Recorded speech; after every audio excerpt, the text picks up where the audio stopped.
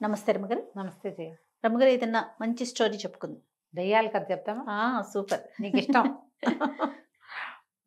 పూర్వం అట యోగానందుడని ఒక గొప్ప గురువు గారు ఉండేవారు. ఆయన యోగ విద్యలో చాలా ఆరితేరినవాడు. గజం కేవలం 500 రూపాయలతో 1210 గజాల భూమి కేవలం 6 లక్షలు మాత్రమే. చాలా చిత్రమైన మంత్రాలు అవి కూడా చెప్పేవారట.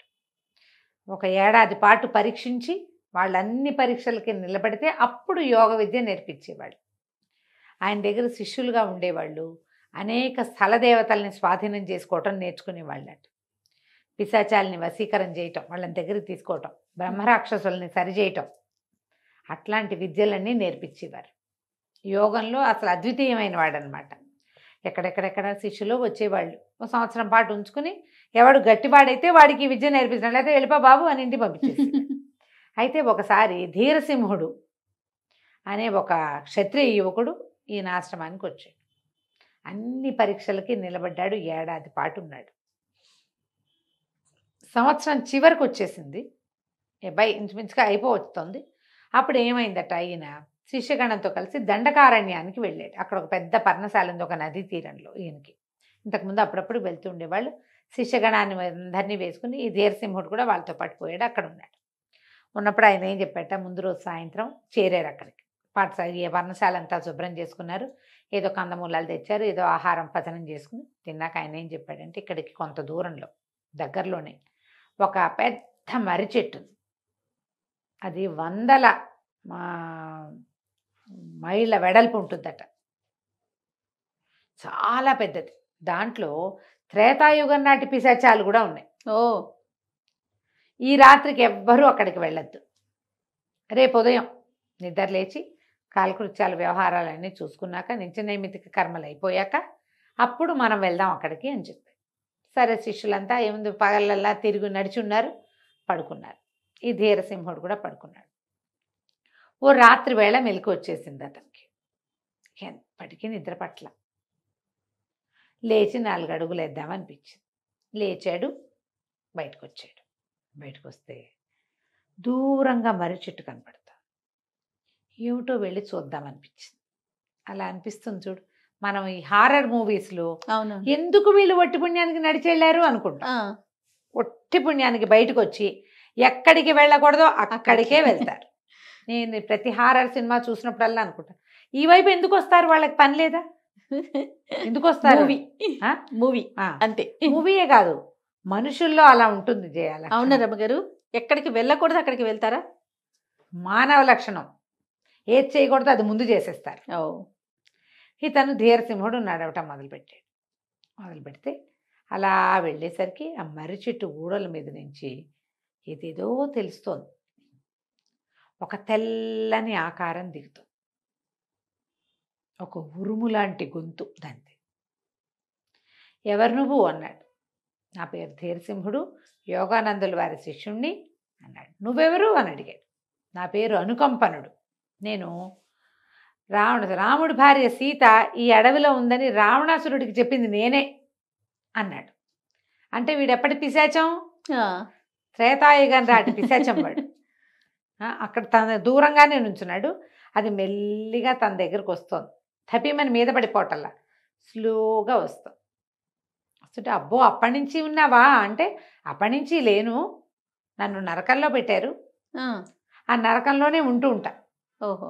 అప్పుడప్పుడు వాళ్ళు వదిలేసినప్పుడు ఇక్కడికి వస్తా. ఇది నా పాత ప్రాంతం కాబట్టి.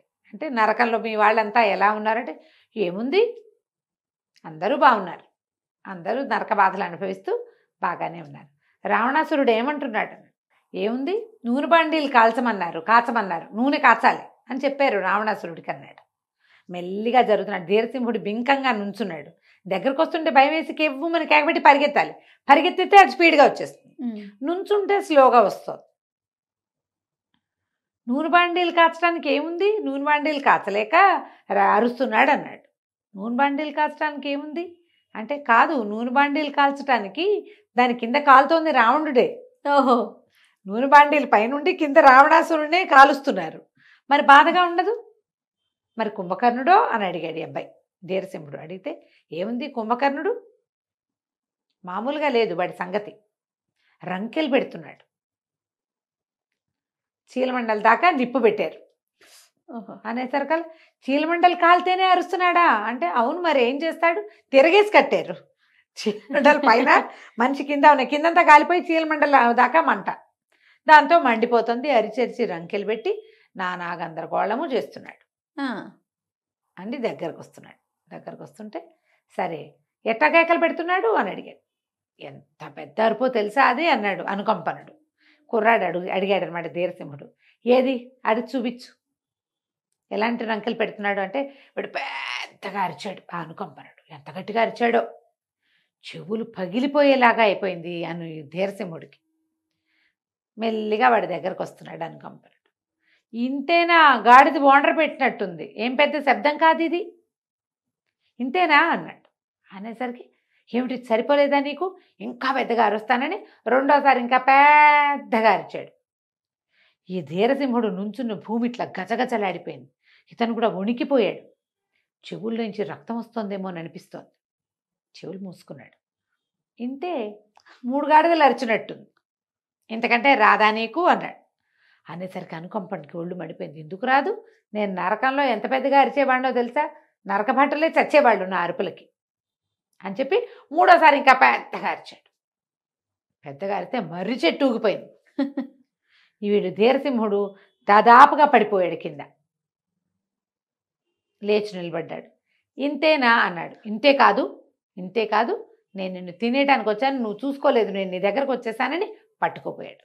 ఇంతలో ఏమైంది, అనుకంపనుడు ఏం చేశాడు, ఇప్పుడు 3 సార్లు అరిచాడు. ఈ అరుపులకి మొత్తం ఇప్పుడు ఒక ఖాళీ ప్రదేశంలో అరిస్తే ఎటా వినపడుతుంది దూరానికి, ఆ పర్ణశాలలో ఉన్న యోగానందుడికి వినిపించేసింది. ఆయన ఇక్కడ ఏదో జరుగుతోందని విద్యార్థులను చూసుకుని ధీరసింహుడు లేడు, పరిగెత్తుకుంటూ వచ్చేసాడు కమండలం పుచ్చుకుని. రావటం ఏమిటి, ఈ ధీరసింహుడిని కావలించుకోబోతున్న అనుకంపనుడి మీద మంత్రజలం జల్లేశాడు. చల్లంగానే కేవమని అరిచి అనుకంపనుడు కాస్త ఒక్కసారి చిన్న పిశాచ రూపం పొంది పారిపోయాడు పైకి. మిగిలిన శిష్యగణం అంతా వచ్చింది. ఇదేమిట్రా నాయన ఇట్లా వచ్చావు అంటే, తోచకొచ్చాను గురుదేవా, భయమేసింది కానీ భయపడలేదు.